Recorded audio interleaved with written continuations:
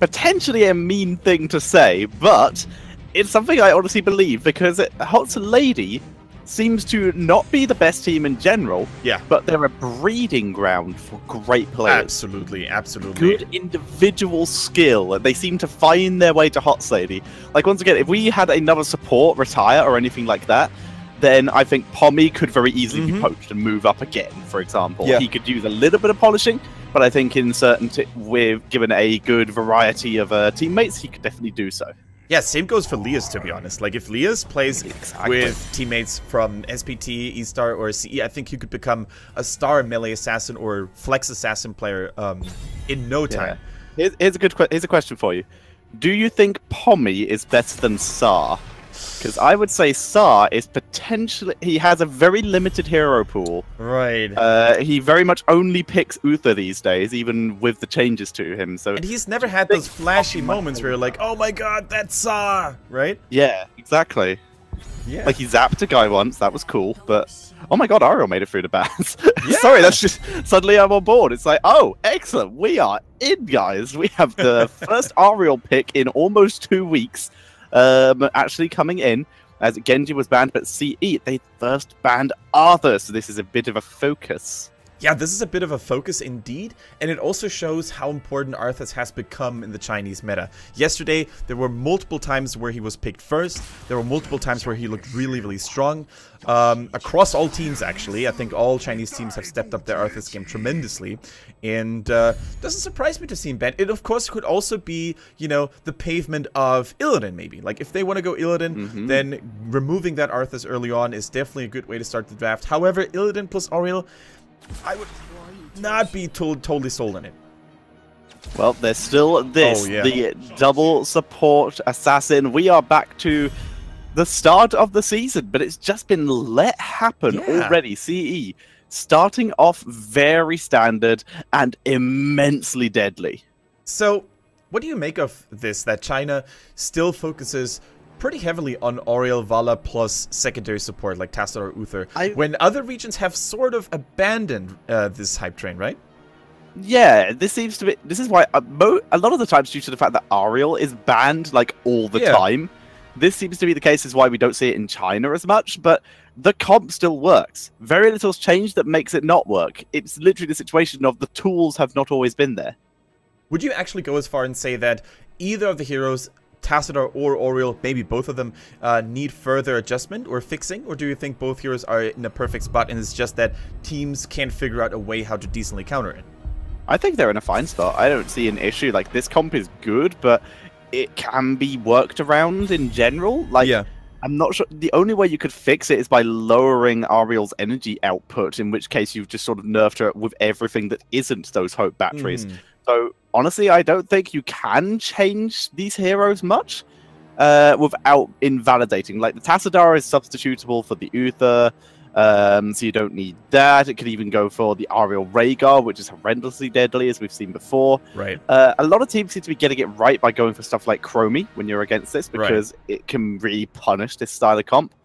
It's very much, like you said, finding the way to play around it. It's hard to play around. It's a very easy to play, very easy to execute comp that's insanely deadly, but it's still...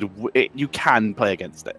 Exactly. Now, this Anubarak ban kind of baffles me a little bit, because wouldn't that have been a hero that they could have picked to cocoon and trap the Auriel away? Potentially. They just potentially didn't want it, I guess. They wanted a different tank. With Anu banned, with Arthur's already banned, if they remove Anu, those are the two top tanks, and they can jump to something a little bit more standard. So the map is Infernal Shrines, by the way, just in case you missed the beginning of the draft and you don't really know how to decipher the symbol in the bottom. Sometimes it's a little bit hard. I mean, I think for Infernal it's okay, but sometimes even I struggle at first glance. Okay, so tanks that are remaining for them and supports. They have Rhaegar left, so they're completely fine in terms of supports. They have Stitches, which is, I expect, what they wanted. They wanted to ban a noob and then take Uther Stitches. With the Uther banned out, though, they can replace that with a Rhaegar and still have a very solid comp. So I would say Stitches Rhaegar right now, and leave their last pick open to whatever they want. Second support, second assassin, whatever they feel like. Yeah, traditionally, a lot of teams have been prioritizing the Cassia a lot when they face this hyper carry Vala style, because Cassia basically is very good at poking heroes down. She's good at mitigating damage. But that KT, I mean, I gotta say, Tank Over yesterday against SPT already put in tons of work on that hero. They did, and it's a really solid hero in general. Nice to see it return. I guess everyone needs to group up with Ariel. It's a good counter to her as well. Taking the Living Bomb build with the extra radius can really make it rough to try and play around, which is what we have been seeing. So yeah, nice pickup by SOA. Very sneaky there. They still need their main tank, but they can still do Stitches. Stitches, Kael'thas. CE, I really think, should take that Stitches now. One, because spell armor to deal with Kael'thas. It's AoE damage for the Shrine. And two, deny that away from the enemy team. This is why, like, there was no way CE is going to steal the Kael'thas. I don't know why that was picked now. Exactly. I think it's still like a good call, but it gives a little bit of information away. I totally agree. Like, they could have picked the Stitches now, but they decide to ignore it. They go for big bad Diablo instead, who also has his respective magic damage reduction at level 7 with the Soul Shield, and they go for another warrior that is pretty good against mages thanks to his 15 magic armor base kit. That is Tyrael. And Tyrael, I mean, he could soul lane, he could also you know, give that spot over to Tassadar. I think the soul laning aspect is pretty okay for CE. I would have loved to see a Malthael maybe even. Malthael would have been good. Yeah, wouldn't have hated Malthael, but I do like the Tyrael. They have basically, as they have infinite shrine fight now. And that's what they need. They have lots of mobility, lots of movement speed, a great bulwarky front line. Yeah. So, yeah, I like CE. There's nothing super special about it. The Diablo's great on this map. The Tyrael for the protection. Overall, it's good. And also now, if SOA did want to go for that Stitches they were thinking about, now it's become a little bit more difficult because there's a really unpleasant hook target in the form of that Devil of Terror. Lord of Terror Demon. Absolutely, absolutely. They go for the Varian.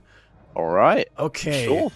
I mean, the Varian is really good against Tassadar, and for the most part, Vala as well. We talked about this multiple times in the past already. When Tassadar attacks Varian while his shield wall is active, he's going to get tons of cooldown reduction if Tassadar keeps attacking with his Tickle Beam, because Liv by the sword is basically really good against that. So, do they have the lockdown potential, Tetcha, though? Do you think they have enough burst damage to execute targets immediately?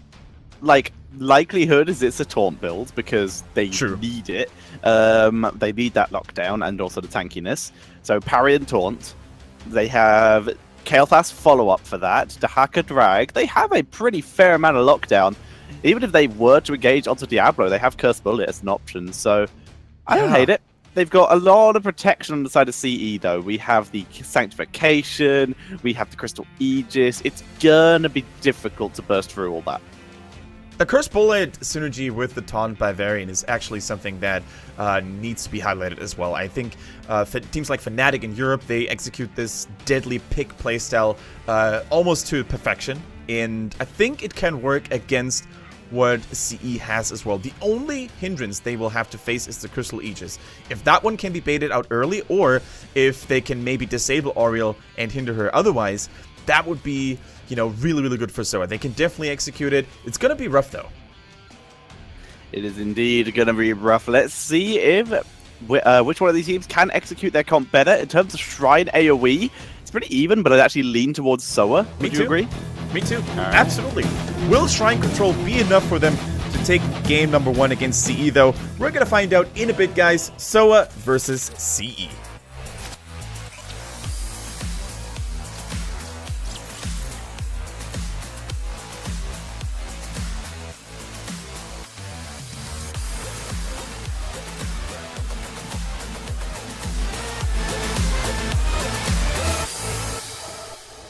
Alright, ladies and gentlemen, for the first game of the day, allow me to introduce our team on the left-hand side in the blues, SOA. We have Fei on the Rhaegar, Uncle G plays Kael'thas this time, Tank Ovo on the Dahaka, Spark BZ on my boy Varian, and Shy goes for the Greymane. Whereas on the right-hand side is our Chinese champions challenge everything, with Alufal on Ariel, Wind on Diablo, KTY on Tassadar, Paradise on Tyrael, and Zuyu is on that Vala. Yeah, a little bit of a roster swap, or hero swap, I should say, on the side of SOA. No longer do we have Tank Ovo on the Kalthas. It is this time Uncle G, and I am already excited because he went for Convection. Oh, the risky plays against the Diablo as well. Okay, sure. Good luck, friend. I believe in you. You can hopefully not die enough. As we do see other talents, not a huge amount of importance in general other than the Convection. There's the cooldown reduction for Ariel, but that's very interchangeable with the extra radius. Yeah, absolutely. And oh boy, this is going to be a gamble here for Uncle G, and he needs to pay so much attention onto not dying. I mean, he doesn't really have many stacks now, but yeah, I think he's probably gonna die. Yeah, he's dead. Stacks are gone. Yeah, I was gonna say, did those stacks happen after he died, or did they happen before he died? I don't think the ones you get after you die. Oh yes, it does. They do. Yes, they do. I know this from my own personal experience. Not that I would ever feed, but then I don't know. Yeah. No, but I know this from my own personal experience. Like, if you get a stack, like if a flame strike kills someone, for example, after you died, then you still get the stack. So, hold on. SOA going for the counter kill in the middle, and Alufal is no more. Yeah, very good kill onto that Ariel. Diablo coming in for an attempted counter kill, but Faye able to get behind the gate. Puts himself in a much safer position. Uncle G, be careful where you rotate, friend. But they are going for the 4-man rotation here between mid and bot lane. Whereas Dahaka has been the one who's moved up to the top, realizing that Kalthas might not have been the best option for that. Yeah, exactly. So, the level 1 talent for Diablo here is always a nice and pleasure sight. It is the Devil's Dew, which basically gives you so much healing. It also goes towards mana regeneration, by the way. So if you have Diablo fully stacked up with 100 Soul Stones and you get a Regen Globe, you're going to be fully sustained in both health and mana, which is very, very useful, especially after winning one of those punishers. But hold the thought here. SparkBZ going in aggressively. The tongue connects, and another kill in favor of SOA. Beautifully done, and Alufal here looking not shaky, but he's being focused very, very efficiently by SOA. Nicely done here in the first couple minutes of the game. And despite Tassadar being nearby as well, there was not enough healing and protection for CE to keep Alufal safe, and those repeated Oriel deaths really set them a little bit behind here in terms of skeletal progress already. Tassadar in the middle, by the way, fighting against Varian, while Dahaka still soaks in the bottom. So SOA, they are currently outnumbered here. They still get a fair amount of skeletons, though. They do. They've already got themselves up to 12. Tyrael's been sort of left alone on the shrine for the moment while the rest of the team zones out. Look at them. They're trying to wrap around to find Alufal. This time, those are you able to survive. Tainment Strike, but Alufal focused again, taken out. Now they've got to move on to Tyrael. Shy does get overpowered there, but is still able to get out of dodge. Paradise coming through. Oh, they get another one. Responds to his teammate, and down he goes along with Zuyu. That was a good engage to kill off the Rhaegar by Tyrael, but he just ruined his own team. He just spread the living bomb to them all. Yeah, the costs were too high for CE to focus that Rhaegar down, exposing their own teammates that way. So SOA already wrapping things up here and looking on fire. Kalthas also not dying, so his convection stacks keep on growing. And I gotta say, Uncle G on this KT already looking more than impressive. Alufal, though, he seems to be the weak link today. And out of all the players on CE's roster, I would have not expected him to have that role. It's not even from misplays, it's really just due to the fact that he is squishy and vulnerable. Yeah. Oh, the non-bait, the Punisher not going for Tyrael, didn't get a vision of him. Paradise, actually, now it does pull it back, but it did get a double stun. Alufal microing around, making sure he's not hit by all these mortars, except those ones, as they do finish taking down the Punisher. Yeah, the living bombs also spread really, really well already, and it is no surprise that we see the Sun King's Fury at level 7 once more. It really seems to be the go-to choice here for all KT players in China, and so far, how CE have been spreading those bombs, and given the fact that they also need to clump in order to get those Oriel healings, it makes even more sense now. Exactly, it's a very efficient build. It's what I've been arguing for a while. As potentially a counter to Lucio for, originally, but Ariel, it does make exact sense as well. So very nice to see it. I did originally come up with the idea when Valeera was actually being played of using that with her to force people to split and then just getting the isolation kills. But either way, this is still a nice idea for a counter. The fact is, Varian deals with the shields or the heals, whichever one he wishes to go for. They have a lot of the tools they need to deal with this. Yeah, there we go. We also see the cooldown reduction on Dehaka's drag, which could turn out to be quite important because the more CC you have... Oh my god, they're not even trying to dodge those flame strikes. Free stacks for the convection of Uncle G. And see, they're making a surprising amount of mistakes here. Varian now being focused down, but he is Varian. He's protected, by the way, so no biggie, no problem here.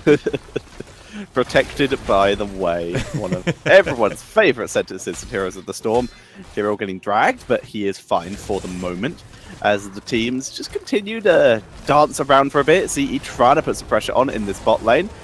9 stacks currently on that Flame Strike, unless we missed some off screen, but right now he's getting there. Yeah, he's getting there, and I gotta say, judging from what CE has drafted so far, it looks like they actually want to be the initiating team, right? With Diablo going strong, Tyrael following up as well. But so far, all the aggression has been brought to them by SOA, by locking down Alufal over and over again. However, in terms of XP, both teams are dead even. There's 10. Hit for both teams, almost identically. Force Wall, Crystal Aegis, Strafe, Sanctification, and Apocalypse versus Phoenix, Taunt, Cursed Bullet, Ancestral Healing, and Isolation, baby. Alright, Flame Strike does not land, but gets some damage. Diablo will spread the Living Bomb, thanks mate. As we do see the Apocalypse coming down, and the Sanctification to give them a good area to fight in. Ancestral lands though, on Zavarian, allowing him to force his way through. Strafe gets interrupted by the drag, good tackle, giving Valor an escape opportunity. Heal is landed perfectly, but so is the Flame Strike, so Valor's a little bit low. Good hitting by Ariel though, full energy all the way through. The Living Bomb is spreading consistently, but the stain is too high, but Diablo is the first to die. And Diablo had 100 soul stacks. He's going to come back soon, but he's going to be squishier than before. Much squishier, in fact. And Oriel had full energy. Alufal just not in range to deliver the saving heal on Diablo. So a nice pickup. However, the Lord of Terror will be arriving soon again. And here he is. Nice forceful. Yeah, nice forceful, denying them entrance here. But now KT is going to be even deadlier, even against Diablo. Like, he's going to be so much easier to kill. Tyrael's back. Diablo tackling Dehaka out of range. He's completely isolated. Flame Strike only lands on wind. Tank Ovo getting the nice drag there. Can Zuyu get the kill? Oh my god, he's out. He's out. He basically dragged the only damage source here for CE, but the fight is not over. They get KT. Bye-bye stacks, baby. And in the left-hand side, also Greyman falling. Faye is crumbling as well. Oh my god, SOA is shattered here. Yeah, Zuyu finally finds the correct angle, gets past all the CC, and does his best Beyblade impression, just shredding through that back line of SOA. And SOA did get the Punisher here, but CE shredding that team fight. They do need to spend some time wave clearing though, due to top lane, that Fallen Shaman camp getting all the value, and the Punisher, of course, in the mid lane. Look at that Tetra though. The Mercenary camp in the top lane got so much value. I'm not sure if it destroyed the fort. I think it did, because where does all the XP come from for SOA? Like, they're still slightly ahead. They're almost even. So, despite losing 4 team members, giving a chunk of XP to CE, they still maintained an even score. So, the Punisher plus the Mercenaries actually got back all the value they lost in a team fight. By the way, rip stacks. Just probably, unless he was able to complete when we weren't looking, but we haven't seen the notification either, right? Exactly. Oh, maybe? I assume that means complete. Well done. Guess that means completed, right? Hooray! Well done, Kael'thas. Unless that is just a pop-up. No, but you messed up. I don't think it was completed because you need well, you need 20 stacks, right? Yeah, he was on 9 before the fight happened, and they did kind of stand in everything. It's possible. See. Yeah, let's see. Let's take a look at that Flame Strike damage, and we can tell from there, I guess. Phoenix is dropped, trying to zone here. Diablo Apocalypse on the point, but he is down. Camp's taken, Ancestral is dropped, down goes Valor, and another wonky teamfight isolation. Flame Strike just misses the Ariel there, but SOA taking that point fight. SOA has never looked this strong, Tetra. Their coordination today is on point, the focus damage is just right. I also gotta give a credit to Rhaegar. Like Faye, those ancestral healings, every single time saving the life of a team member, they're just on a different level today. They are. The taunt getting great value. The isolations and the drags from Tank Ovo have been on point. Nice to see him actually playing a tank. It is slightly more. His name is slightly more viable now, as opposed to it used to be Spark PZ. But very nice job so far. Cursed Bullet, Tainment Strike. This time Alufal shall live. This time a lethal shall live indeed. But we also have a very, very important tool now available for SOA. It is the Mortal Strike for Varian, the level 13 talent, reducing all healing done by 40%. And if you lock a target down, Tyrael doesn't have the sanctification, that target is very likely going to die, because the healing alone won't be enough anymore to really keep it alive. So that is huge. Also, the fission bomb. Once again, the increased radius of the bombs to spread is going to be huge for KT. Yeah, and considering how much CE continue to group up and just almost purposely spread those bombs, I would love to see the infinitely spreading bombs. I think that is the correct choice this game due to how this team of CE works. Tyrael going into the backline, so the healing reduction, but he's able to dodge the Never the Wind here as the Crystal Aegis keeps him alive. Full disengage coming in from SOA. Strafe gets the kill though, no Ancestral this time. No Ancestral, and it was an important one because you don't want to lose Kel'Thas. I think if Kel'Thas falls early, all of your team fighting efforts become nullified because you no longer have enough wave clear, you no longer have enough AoE damage. So SOA, they need to retreat now, they have to give up this shrine, and they immediately do so. They go for mercenary camps. Rhaegar can of course solo those. They try to apply pressure elsewhere in the middle here for the fort, for example, and that's exactly what they need to do. And already things slow down for CE. They need to pull off members from the shrine. They need to defend their structures, and so now they must not get caught. This is very, very crucial. This is 3 versus 4, 3 versus 2. Now we're seeing Tassadar move down because Wind does actually need the protection here. Force Wall as a disengage tool while Tassadar pokes away. So they do survive. Punisher pushing top lane with just Valor assisting it for the moment. Ariel heading back up to help with that. There is a Fallen Shaman camp to also help defend this. Yeah, once again, guys, stacks are completed for Kel'Thas, so even if he ends up dying now, not the biggest of deals. Of course, it's still terrible for team fighting purposes, but in terms of stacking, it is not the biggest of issues. Now, Tank Ovo, unfortunately, no Ancestral Healing could have healed him there. Vala and CE, they're on the march forward, and that Punisher might actually help him. Zuyu takes a lot of damage, but staying alive. They found the Varian looking for the kill. Protected, Charge though. To the minions. Protected, by the way. Protected, by the way. Force Wall! Can't protect the Force against a Force Wall. Here we go. And finally gets killed off. That took a long time. But they're now moving in, going straight for this keep. The Punisher only got a little bit of health, but they're going to be able to at least weaken the front wall. It can definitely take down those towers. It's probably going to fall right after. 16, another huge power spike for KT. So deep. That is huge. That is very, very huge. If they keep having staggered deaths here, they could even lose the core. Like, they cannot afford to lose more team members at this stage. Yeah, that reset on the Shadow Charge, that level 16 talent by Wind allowed him to go all the way in and then all the way back out with his Kael'thas quarry there. And the perfect Force Wall from Tassadar preventing any assistance onto Kael'thas at all. Perfectly executed and into the wall. Percentage damage onto Dehaka, who is tunneling through. Very nice cleanse. Very nice cleanse by Faye as well. Otherwise, Dehaka would have been stunned against his own feet, his own fort, excuse me. But yeah, SOA is starting to struggle a little bit. However, they now have the Fury of the Sunwheel, and that means double convection flame strikes. This alone could be enough to take down any foe, especially if taunted or slowed or dragged. So now SOA do have powerful tools at their disposal, but CE is finding the rhythm more and more after a slow start. Yeah, and this means it is quite likely once again we're going to see Flamethrower, despite personally still believing that the percentage shield, the infinitely spreading bombs would be better. The slow from the fort, giving Varian time. Ancestral and protected, by the way, as we see Varian moving forward, looking for the opportunity to help Uncle G, but Uncle G taken out again. Yeah, Uncle G falling once more, and Varian also giving his life for the greater good, saving his teammates, just like at the Broken Shore. But we have to basically highlight the mispositioning here of Uncle G.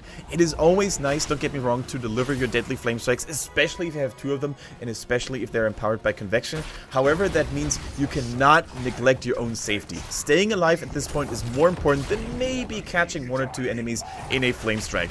And the top keep has already fallen, and as SOA keeps dying, their death times are going to get longer and longer, which means CE is going to have more chances to actually get additional keeps. So they really have to play a little bit more carefully.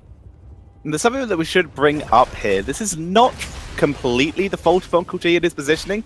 Just like earlier, it wasn't completely the fault of Alufal on that Ariel and his positioning. It is very much a lot to do with just how efficient the dives have been. Diablo with that extra charge range and the full reset on the charge to get back to his team and out of danger. It's so hard to play against that from a safe position. There is basically no safe positioning as he finds his target. The Gravity Lapse, though, getting his allies out. The bombs are spread, and we see the kill onto Tyrael, who's chasing Shy. Oh, so close. Shy survives there. The bomb did hit, as we see lots of spread damage. Ariel is currently silenced, but that vision will return to her shortly, as we do see CE down a Tyrael here.